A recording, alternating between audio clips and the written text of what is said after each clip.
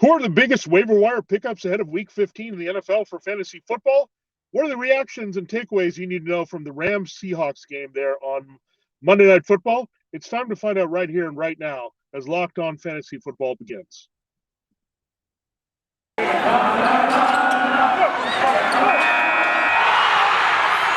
are Locked On Fantasy, your daily NFL fantasy podcast. Part of the Locked On Podcast Network. Your team every day.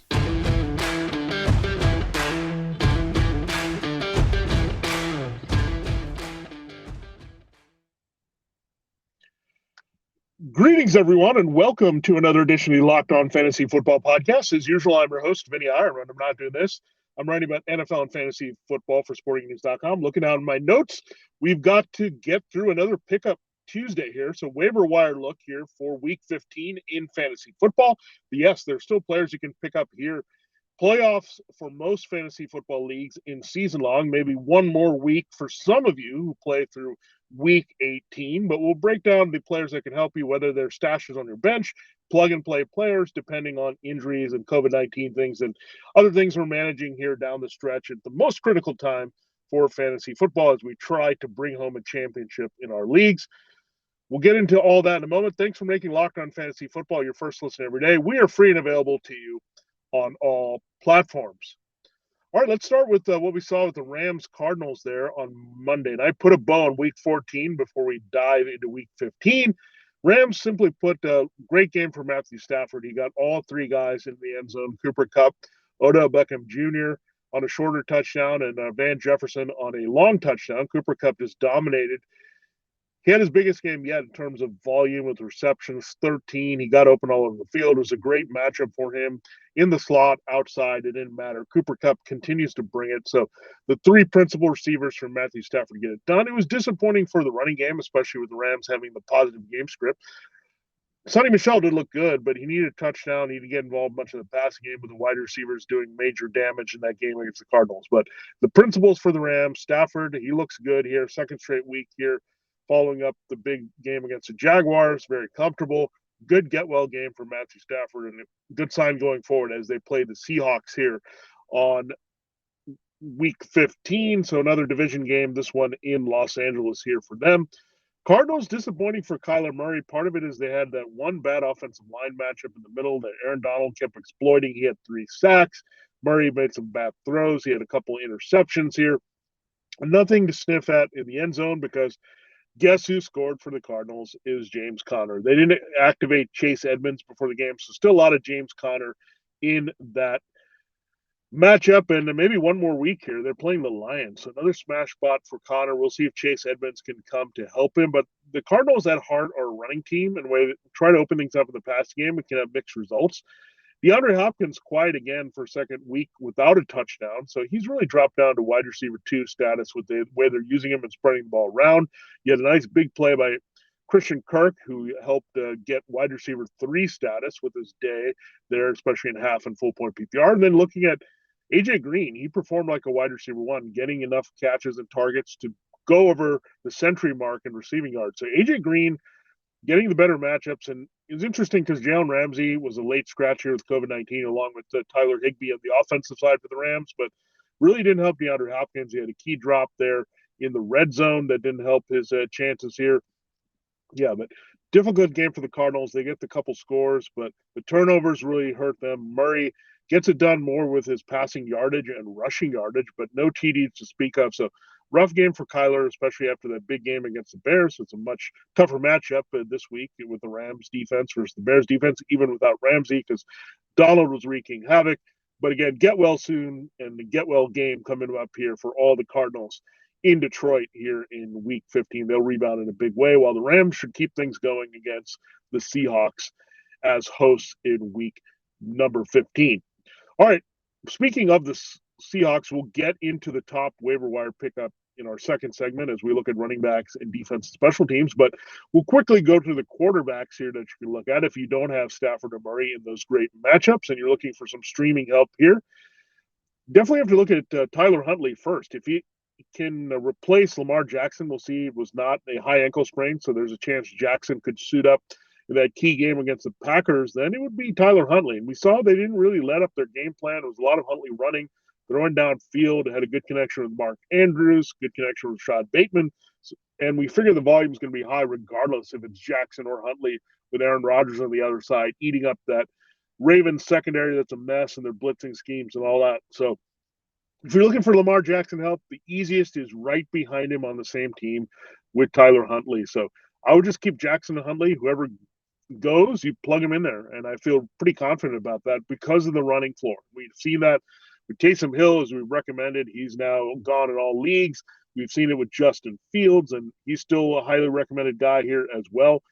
If they can run and they're going to put up numbers that way, it's an easy path to QB1 results. And Tyler Huntley has shown that in his extended action playing for Lamar Jackson. Justin Fields, he's making the mistakes, but he should be managed in every league at this point. He's had 3 straight big games when fully healthy. Remember, he got hurt in that Ravens game, or it could have been a big one there for him if he had stayed in that game opposite the Ravens in that one with Huntley. So we're going to watch for Fields. Good matchup again against the Vikings. So those are 2 great ways to replace Lamar Jackson this week. Another one is Jimmy Garoppolo, still out there in a lot of leagues. They get the Falcons this week, and the Falcons cannot cover George Kittle, Deebo Samuel, or Brandon Ayuk. That's simple.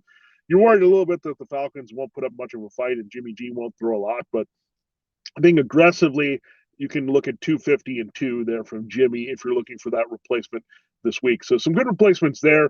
Tua Tagovailoa I also like coming off the bye against the Jets at home. I think Dolphins passing game is still going to be an emphasis here because of their limitations in the running game. So a lot of things to watch out for here that can help you. But Tua Tagovailoa, Jimmy Garoppolo, great matchups at home this week as great streamers, and definitely 2 QB Superflex League plays this week.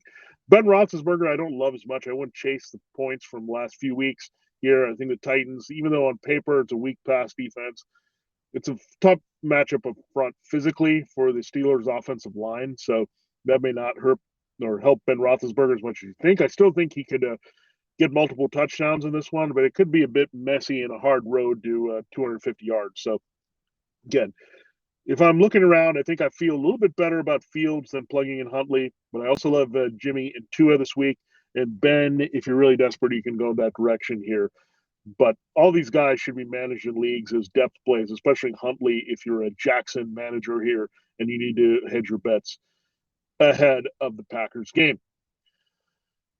All right, we will get into the running backs and our top pickup of the week in our next segment, as well as defense and special team. We'll close the show looking at wide receivers and tight ends that can help you on the waiver wire.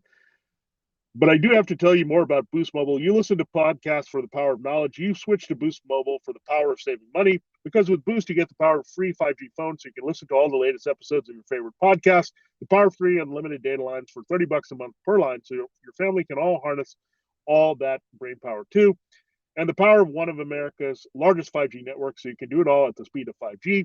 With all that money you'll save and all that knowledge you'll gain, just how powerful will you become? Switch to Boost Mobile right now and find out. Get a free Samsung Galaxy A32 5G when you switch to one of America's largest 5G networks. More power to save. That's Boost Mobile. Free phone limited to new customers and 1 per line. Additional restrictions apply. Offers and coverage not available everywhere or for all phones and networks.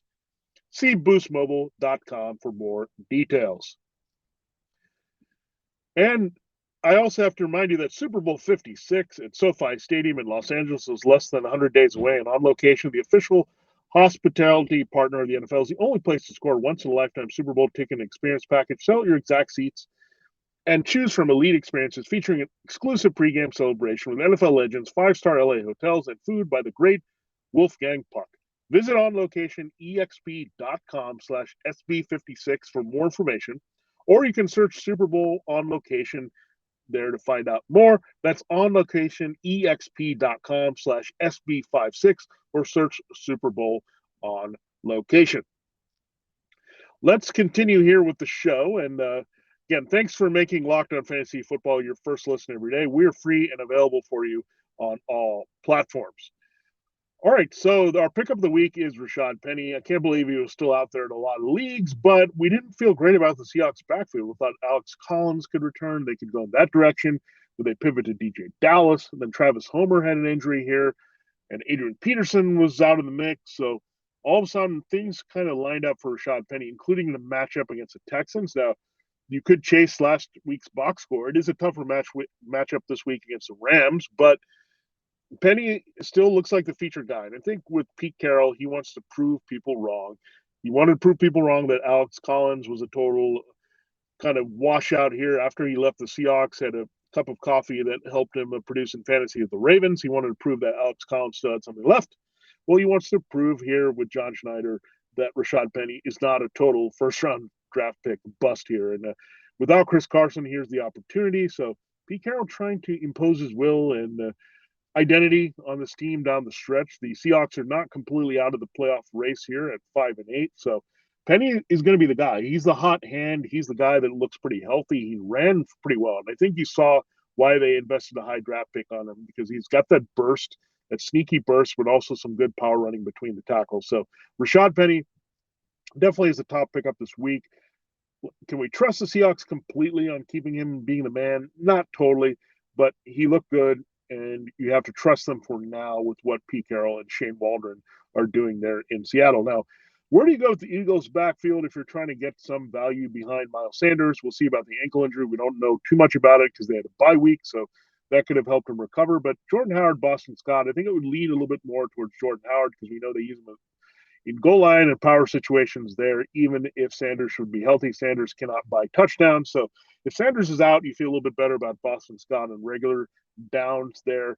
Kenneth Gainwell makes it more complicated because Howard wasn't available the last time when Gainwell produced when Sanders went down. So a lot of complications to consider here in the Eagles' backfield. But if you're looking for some desperation and some flex play, again, should Sanders play, Howard could go there.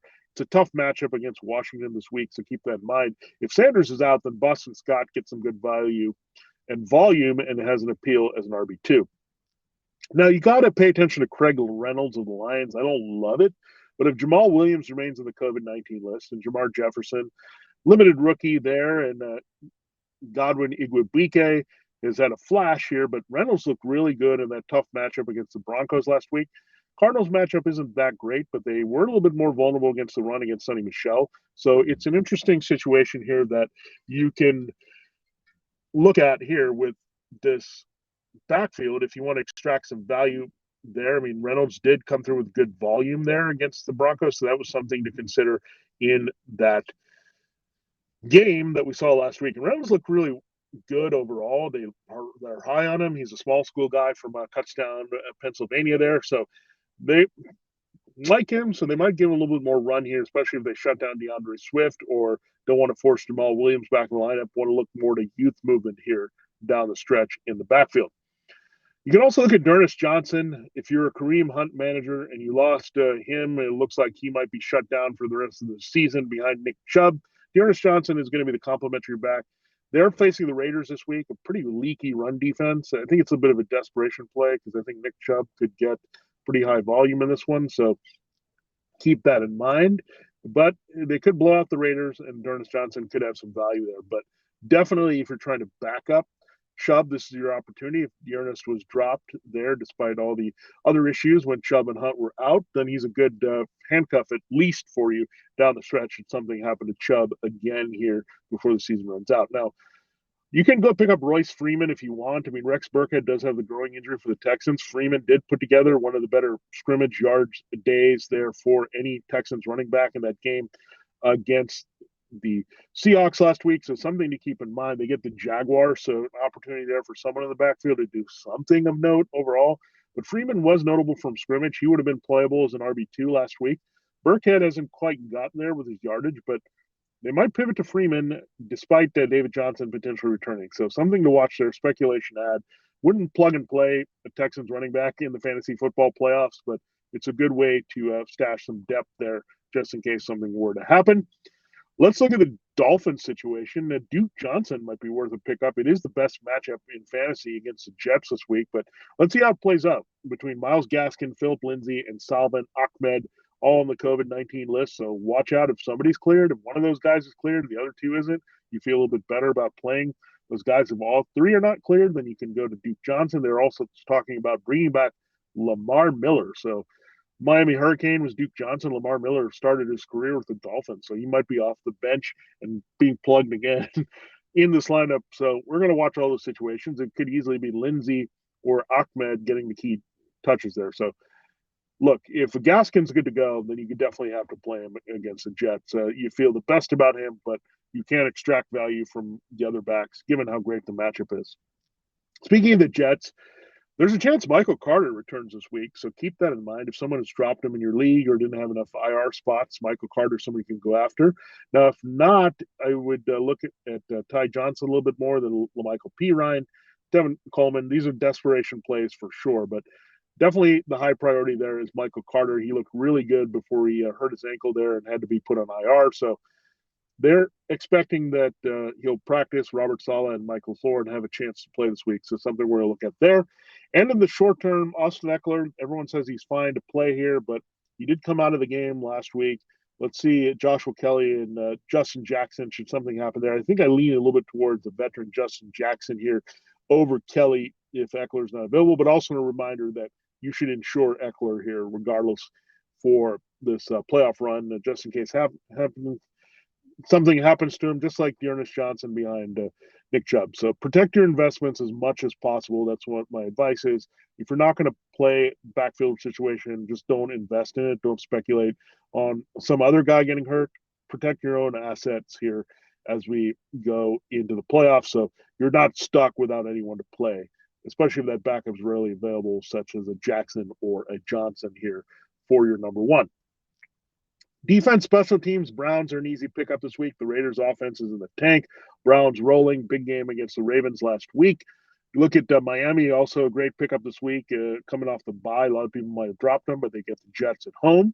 Houston, a sneaky play this week. I like them better than Jacksonville, so if you're going to decide a defense to play in the Texans-Jaguars game, I like the Texans because I like the Texans to win the game. I don't like the way the Jaguars' offense is producing.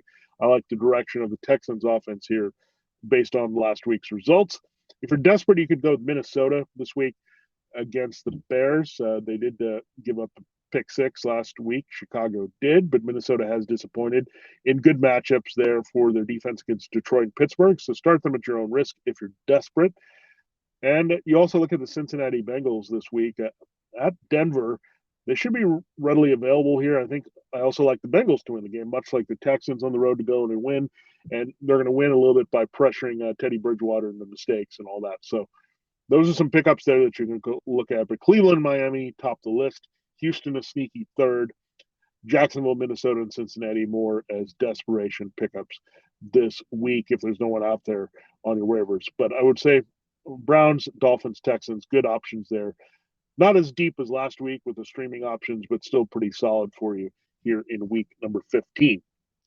All right, let's break down the wide receivers and tight ends in a moment. But first, I got to tell you about Stance and how colorful and comfortable all Stance apparel is. It's very well made, super soft, entirely unique, a lot of fun to wear, and you're looking forward to purchasing them for you and your family this holiday season. It's a great gift to give. So Stance give you a sense of confidence simply by feeling good. Founded in 2009, Stance apparel represents a radical reinvention of socks, underwears, and active apparel with a short focus on comfort, quality, and creativity. Stance brings an atypical aesthetic along with some of pop culture's hottest collaborators for the ultimate in style and self-expression, because everything you wear should be a direct extension of who you are and what you feel. So they have all kinds of cool designs. I love the ones they have with Batman and Star Wars and Disney and Marvel, Major League Baseball and NBA. We got you covered there as well. So really, I like all their apparel, but all that nice, fun stuff with socks and hoodies.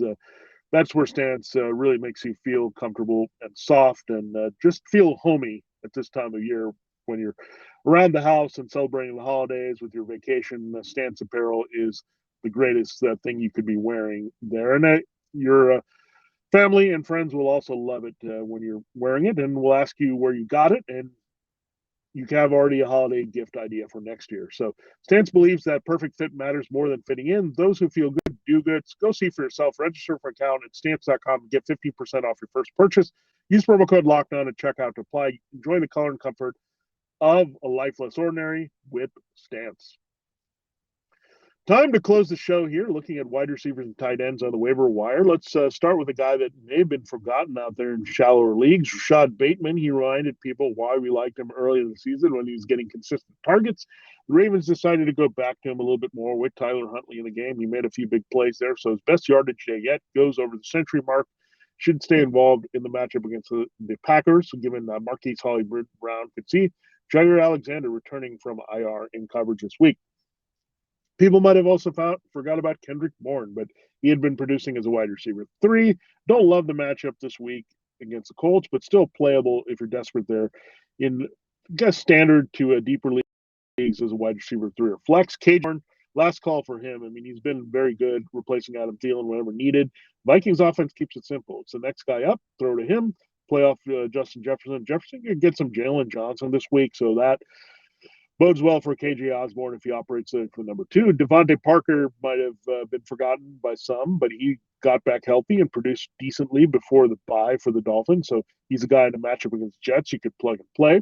I don't love Laquan Treadwell, but he's a guy that's putting up some decent numbers the past couple weeks for the Jaguars. So he's out there if you need him. I do like Robbie Anderson, a little bit more of a stretch play there in terms of boom or bust, but he did make a big play last week with PJ Walker in there. The Temple connection reheated. I think they might go that direction away from Cam Newton. You also have DJ Moore battling a hamstring injury, so not great a matchup also against the Bills this week, but Anderson getting more run here all of a sudden with the change in offensive philosophy for the Panthers. Amon-Ra St. Brown, 2 straight big target weeks for him with 12 targets. He had the game-winning touchdown a couple weeks ago against the Vikings. Pretty active against the Broncos as well. He is a rookie, so keep that in mind. The Cardinals can be tricky in coverage at times, so a little bit be wary of that. They can also get TJ Hawkinson back this week, or Khalif Raymond could cut into it as well as Josh Reynolds. So something to keep in mind, but the production and usage so far in the last couple of weeks of the rookie St. Brown has to be appealing. Emmanuel Sanders is going to be down a little bit for the Bills with a knee injury, so that opens the door for Gabriel Davis, who scored now back-to-back weeks here, getting a little bit more run. He's a little bit touchdown dependent. Cole Beasley getting a little bit more involved again, playing off Stephon Diggs along with Dawson Knox. So he's really the 4th target when you don't have Sanders in there. But Davis does have some upside talent. I think next year Davis will really establish himself as the outside starting wide receiver 2 with Sanders only on a 1-year deal and maybe headed toward retirement here after the 2021 season. You look at Sterling Shepard, looked pretty good, got a little bit of a run there returning for the Giants against the Chargers. I think he'll be a lot more active this week. They need him along with Kenny Galladay, so Shepard should be active, maybe 6 for 60, something like that. He can put up against the Cowboys, a team against which he has good history. You can also look at Marquez Valdes-Scantling and Al Lazard. They're going to face a Ravens blitzing team. The Packers are. Lazard did produce a touchdown last week and got involved. MVS is more of the big play threat, so if they come after Rodgers, maybe a long shot touchdown there. But a little bit desperation, but deeper league wide receiver 3 or flex consideration, at least on your bench. Donovan Peoples-Jones looking a little bit better with Jarvis Landry and Austin Hooper producing there for the Browns, so maybe last call for him. Jamison Crowder, I know was disappointing last week, but if someone drops him and gets tired of that Jets offense, it's a really good matchup again this week against the Dolphins. And we'll watch here on Thursday night. If Keenan Allen's not cleared, we can look at Jalen Guyton or Joshua Palmer there as a play there. Both of them had good games last week. I would lean a little bit towards Guyton being the veteran over the rookie Palmer if you're looking for desperation help there without potentially Keenan Allen for another week. But I'd expect right now Allen and Williams return. So not bad also if you have a clear handcuff to your wide receiver, the way that KJ Osborne has been to Thielen. Looks like Guyton could be that guy behind Allen to also get that player if you're wasting your depth with knowing you're going to play, like a Rondale Moore at the back of your bench. Let's go to tight end. Austin Hooper should now be managed in all leagues. Harrison Bryant probably going to be shut down for the season. We'll see about David Njoku returning for the COVID-19 list. He wasn't a big factor anyway. Hooper has a lot of trust from Baker Mayfield playing off Jarvis Landry. Hooper and Landry, when those guys are operating well, you know that's when the Browns offense is doing what it wants to do, and definitely happening there. You can also look at Brevin Jordan. I like this kid out of Miami coming out of the draft. I didn't like where he landed with the Texans. I thought he had more of an opportunity there with Nico Collins, the fellow rookie there at wide receiver, to really produce along with Brandon Cooks. We've seen it a little bit more in recent weeks. Jordan did score last week, and Collins also getting more involved. So going forward with the youth movement, finally, with the Texans, Davis Mills is kind of settling in, looking to his fellow rookies here. So he's a bit of a sneaky play this week against the Jaguars, and that's for sure. I think he's going to get more and more involved with Collins and Cooks for sure, and that some guy that I think will have a much bigger role next year. But for a cheap, maybe main slate play this week, you can look at Brevin Jordan, maybe get a touchdown. He's already going to produce the results there. Now, we look at Gerald Everett, just a low upside guy, but he can score touchdowns. We know that.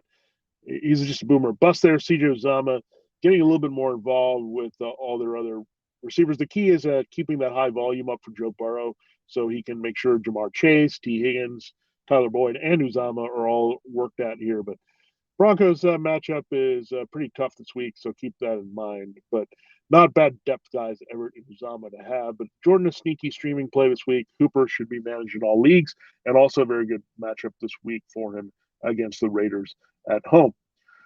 So there you have it. There's a look at your waiver wire here for week number 15 in depth and who you should go after, what you should prioritize, who can help you the most, who you should stash on your bench. Covered all that here on Locked On Fantasy Football. Thanks for making Locked On Fantasy Football your first listen every day. Don't forget, tomorrow we'll go into Matchup Wednesday where we break down the first half of the games of Week 15. We're going back to 16, so we'll do 8 on Wednesday, 8 on Thursday. Now make your second listen Locked On Bets, your daily one-stop shop for your gambling needs. Locked On Bets, hosted by your boy Q with expert analysis and insight from Lee Sterling. It's free and available to you on all platforms. For Locked On Fantasy Football, this is Vinnie Iyer. Have a great day. Good luck in your waiver wire claims here ahead of Week 15, and we'll catch you there to break down all the games with Matchup Wednesday, breaking down Chargers Chiefs first.